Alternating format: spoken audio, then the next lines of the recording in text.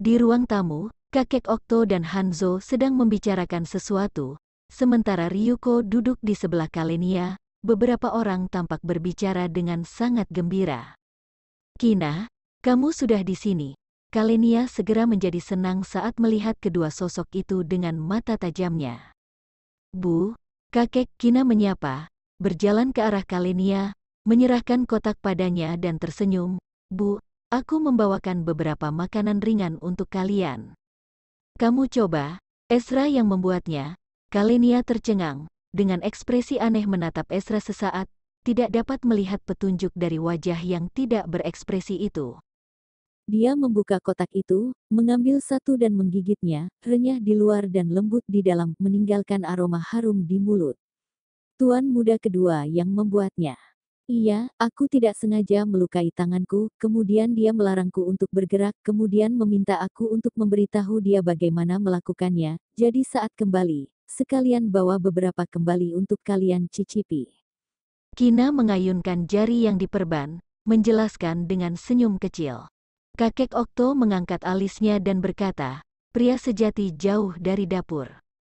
Identitas tuan muda kedua sangat mulia, bagaimana kamu bisa membiarkannya masuk ke dapur, dan membuat makanan untuk wanita?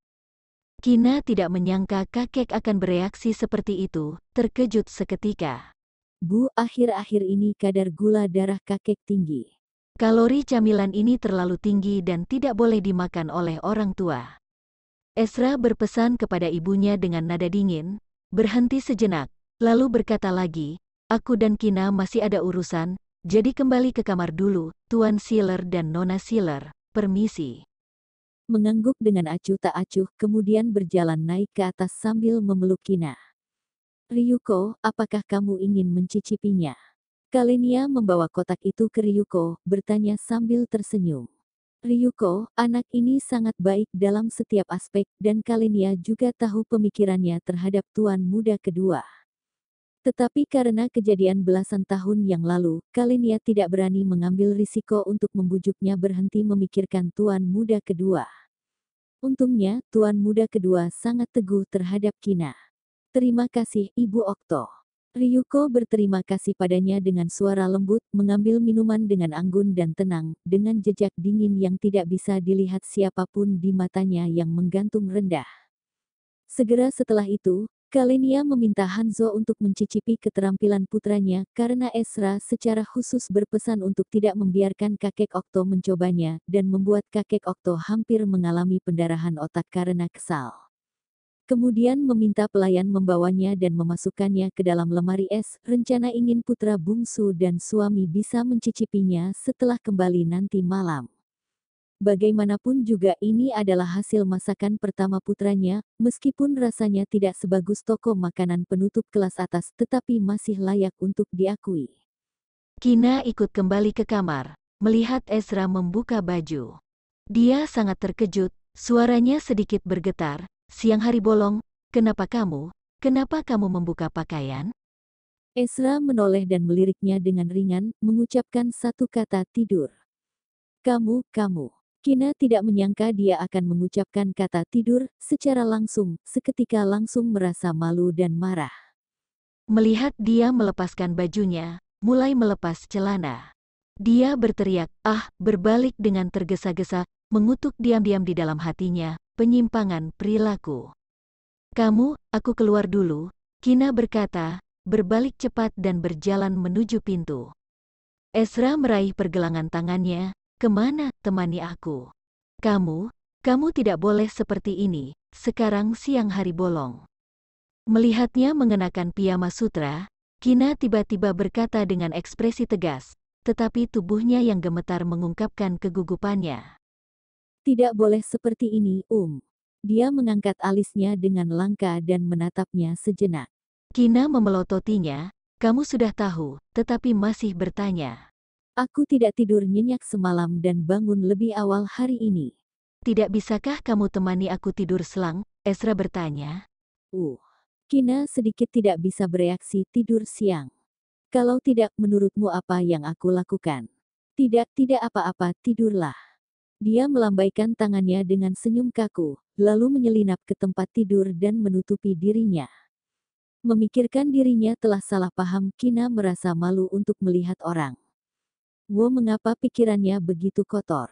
Ezra memandangnya seperti burung unta, garis bibirnya yang dingin muncul lekukan, mengangkat selimut, dan berbaring di sampingnya. Langsung memasukkan benda kecil yang kaku ke dalam pelukannya. Kamu memelukku terlalu erat. Kina berbisik memutar tubuhnya yang kaku. Dada Ezra sangat menempel dengan dirinya. Suhu tubuhnya seperti besi solder terus menyebar ke punggungnya, dan aura maskulin yang panas mengelilinginya, menyebabkan tubuhnya mendidih, seolah-olah sesuatu yang berbahaya akan terjadi. Jangan bergerak. Peringatan rendahnya menunjukkan sedikit toleransi. Tubuhmu terlalu panas. Tidurlah sedikit menjauh, jika tidak aku tidak akan menemanimu tidur. Kina berbalik menghadapnya dan mendorong dadanya yang tidak terluka dengan ringan. Dia mengulurkan lengannya yang panjang dan membiarkan Kina menempel padanya, membenamkan wajahnya di antara lehernya, menghirup aroma manis tubuhnya. Jangan bergerak, aku tidak akan bisa menjamin sesuatu akan terjadi nanti. Dia menggigit leher Kina. Tubuh Kina menjadi kaku, dengan jelas merasakan karakter maskulinnya yang kuat dan panas menekannya, pipinya memerah seketika. Aku akan tidur. Kamu tidak boleh menggerakkan aku. Dia buru-buru menutup matanya, tidak berani menggerakkan tubuhnya. Tangan di dadanya mencengkeram piyamanya erat-erat, bernapas dengan hati-hati. Mendengar detak jantungnya yang kuat, hanya merasa pipinya semakin panas. Ezra menurunkan matanya, melihat wajahnya memerah, bulu matanya yang tebal dan letik bergetar ringan, bibirnya yang lembab dan merah muda menempel erat. Penampilannya yang menawan dan hati-hati membuat orang merasa kasihan. Jari telunjuk yang ramping dan indah dengan lembut mengaitkan rambut di pipinya ke belakang telinganya, dan jelas merasakan dia gemetar di dalam pelukannya, kedua matanya yang tertutup rapat sedikit terbuka. Ini sangat menggores hati, dia menundukkan kepala dan mencium bibirnya. Kamu bilang kamu tidak akan menggerakkan aku. Dia tiba-tiba menatapnya, seolah menuduhnya tidak dapat dipercaya. Aku hanya ingin mencium kamu, pejamkan mata, Ezra berbisik. Tapi, dia menggigit bibirnya ragu-ragu, bagaimana jika nanti kamu kehilangan kendali? Dia tahu jelas bahwa tekanan pria itu cukup terjaga, takutnya kehilangan kendali. Memikirkan keganasannya, pinggangnya samar-samar mulai panik. Tidak akan, Ezra berjanji, berpikir untuk waktu yang lama. Kina menutup matanya dan berbaring, dengan ekspresi kebenaran, ayolah. Adegan ini terlihat seperti memaksa wanita dari keluarga yang baik. Sudut mata Ezra berkedut, merasakan tidak ada tempat untuk memulai, menggerakkan bibirnya tidak berdaya. Tidurlah, dia meletakkan tubuh lembutnya ke dalam pelukannya lagi, dan tidak lagi niat itu. Dia memejamkan mata dan mencium aroma manis dan lembut dari tubuhnya, merasakan kedamaian dan kelembutan di dalam hati. Kina tidak tahu kapan dirinya tertidur, dan saat bangun, Ezra tidak lagi ada di dekatnya. Dia membuka selimut dengan hati-hati dan melihat pakaiannya, dia menepuk dadanya dan menghela nafas lega. Bangun dari tempat tidur, menyegarkan diri sebentar, keluar dari kamar. Tidak diduga, bertemu Ryuko saat berjalan di koridor, dia terkejut. Kenangan buruk tentang jamuan ulang tahun Master muncul di benaknya.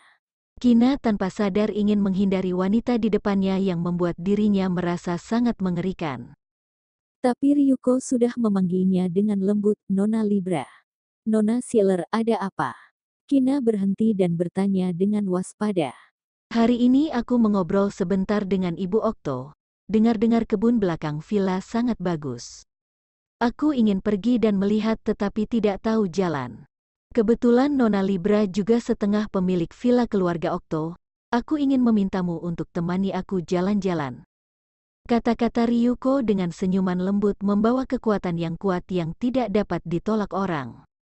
Mengatakan tidak tahu jalan di awal, kemudian menekankan bahwa Kina adalah setengah pemilik villa keluarga Okto.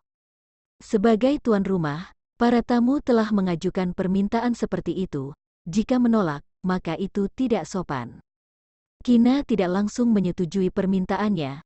Entah keberanian dari mana, mengoreksi panggilan untuk dirinya. Nona Siller, aku adalah istri Ezra.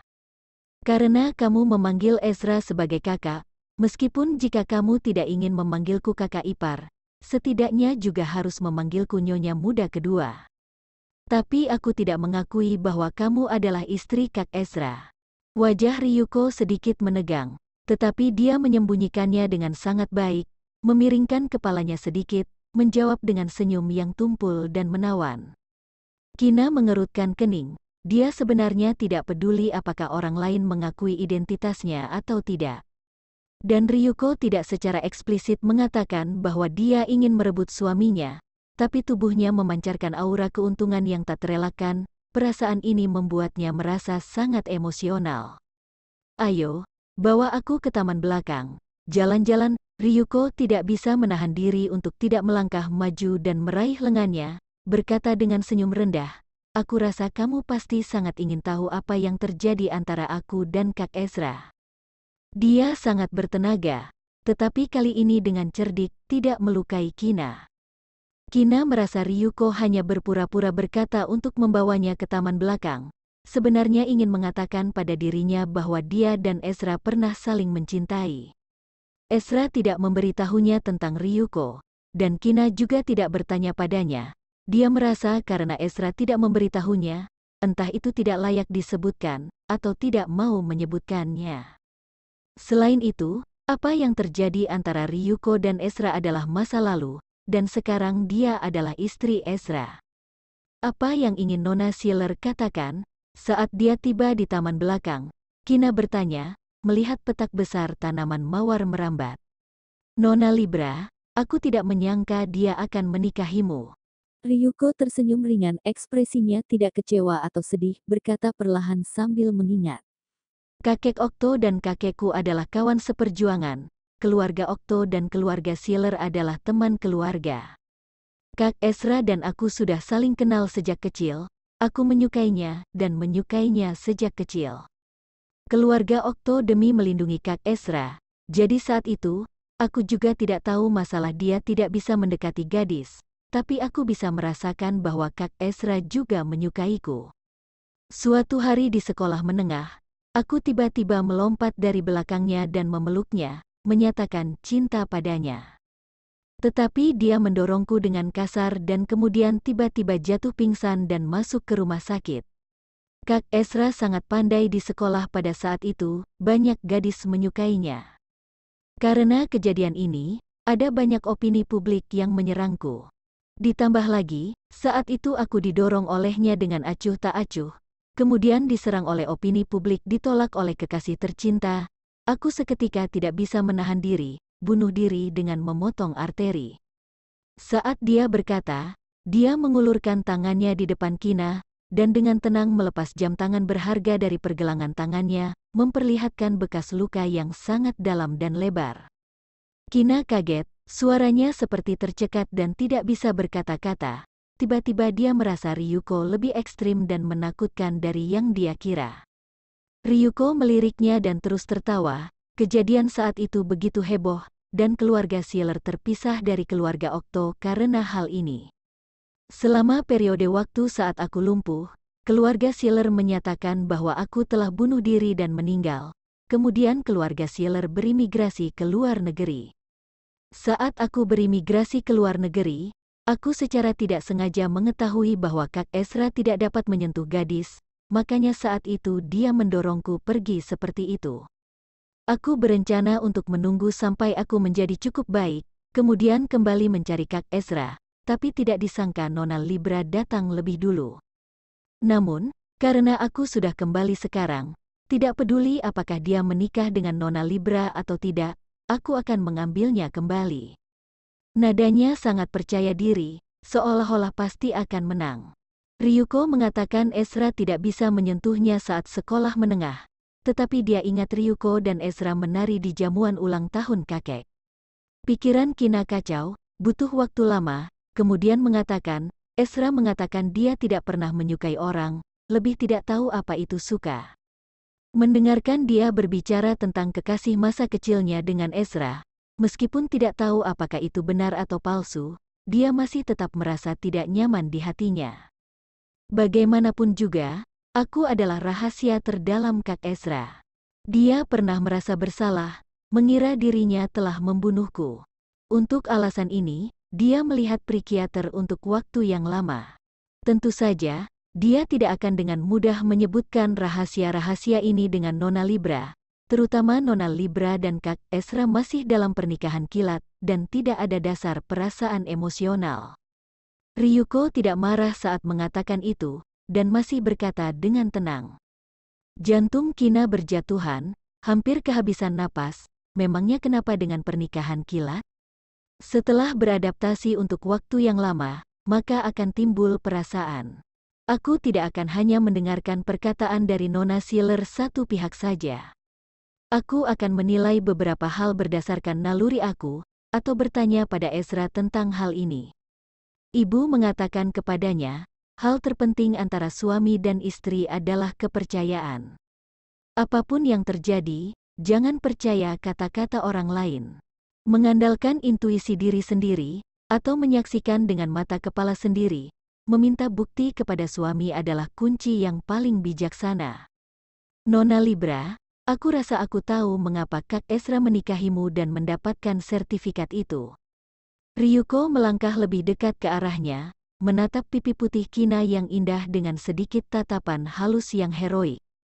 Tersenyum lembut, meletakkan tangannya di pipi Kina yang halus dan lembut seperti sutra, berkata dengan nada aneh, Nona Libra, apakah kamu tahu kamu terkadang sangat bodoh, tetapi terkadang kamu sangat imut, penampilan yang begitu imut. Jika aku tidak bertemu dan mencintai Kak Ezra lebih dulu, dan telah mencintainya selama bertahun-tahun, mungkin aku akan jatuh cinta kepadamu, dan mendapatkanmu dengan segala cara. Kina ketakutan hingga pucat, mundur selangkah.